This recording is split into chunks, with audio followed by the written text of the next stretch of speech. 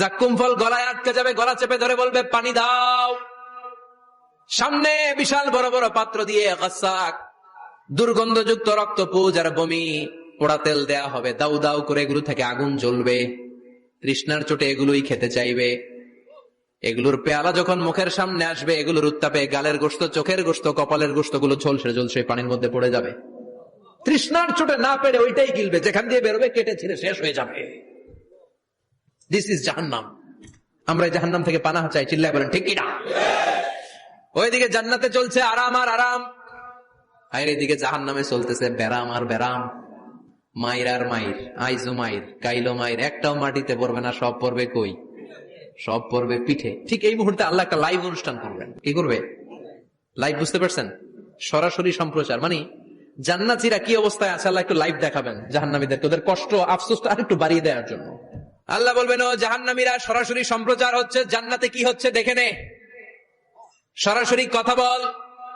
জান্নাতের ওয়্যারলেস এর মাধ্যমে কথা বল, কোন তার লাগবে না, ওয়্যারলেস কথা বল, সরাসরি সম্প্রচার হবে অনুষ্ঠান। ও মিয়া, অনেক ভাই জাহান্নামে থাকবে, আরেক ভাই থাকবে জান্নাতে, এরকম আছে না নাই? অনেক বাবা থাকবে জান্নাতে, ছেলে আছে জাহান্নামে, আছে না নাই? অনেক মা হবে জাহান্নামে কিন্তু মেয়ে জান্নাতে আছে, আছে না নাই? এক এলাকার মানুষ, এই বাড়ির লোকগুলো জান্নাতে থাকবে, ওই বাড়ির লোকগুলো জাহান্নামে, এরকম আছে না নাই? জাহান্নামীরা খেতেও পারবে না, জ্বলতে জ্বলতে অঙ্গার সহ্য হয় না। ঠিক এমন মুহূর্তে জান্নাতের নাজ নেয়ামত যখন দেখবে, জাহান্নামীরা চিৎকার করে জান্নাতীদেরকে ডাকবে, ওয়ানাদা আসহাবুন নারি আসহাবাল জান্নাতি আন আফিদু আলাইনা মিনাল মা আও মিম্মা রাযাকাকুমুল্লাহ। এই দৃশ্য দেখে চিৎকার দিয়ে জাহান্নামীরা বলবে, এক দুই ফোঁটা পানি আমাদের দিকে দে, এক দুই ফোঁটা পানি আমাদেরকে দে, আর পারি না। তোরা খেয়ে যেই খাবারটারে আবর্জনা করে জান্নাতে ফেলে দিস, ওই খাবারগুলো একটু দে, এক দুই ফোঁটা পানির ছিটা দে, আমাদের গায়ে সহ্য হয় না। তোদের নষ্ট খাবার কিছু থাকলে আমাদেরকে দে। জান্নাতীরা বলবে, ক্বালু ইন্নাল্লাহা হাররামাহুমা আলাল কাফিরিন। জান্নাতের নাজ নেয়ামত গুলো জাহান্নামীদের জন্য দেয়া আল্লাহ হারাম করে দিয়েছে।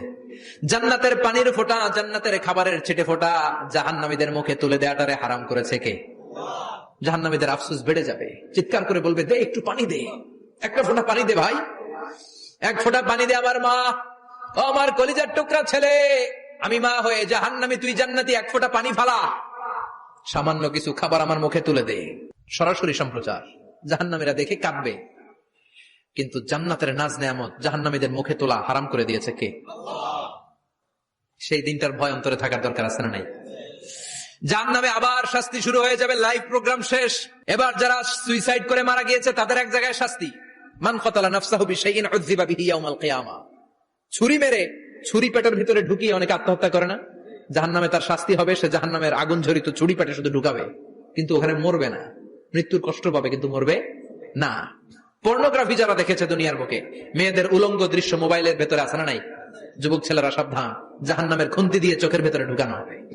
যাদের মোবাইলে, স্মার্টফোনের ভেতরে যাদের এই অশ্লীল দৃশ্য, blue film, pornography, naked cinema আছে, সব ডিলিট করে দাও। যারা এই অশ্লীল নাচ গান দেখবে, বড় বড় লোহার খুন্তি দিয়ে চোখের এই দিক দিয়ে ঢুকিয়ে ওই দিকে বের করা হবে। যারা দুনিয়ার বুকে সুপ্রিম কোর্টের মধ্যে যে মিথ্যা সাক্ষী দিত, এরকম আছে না নাই?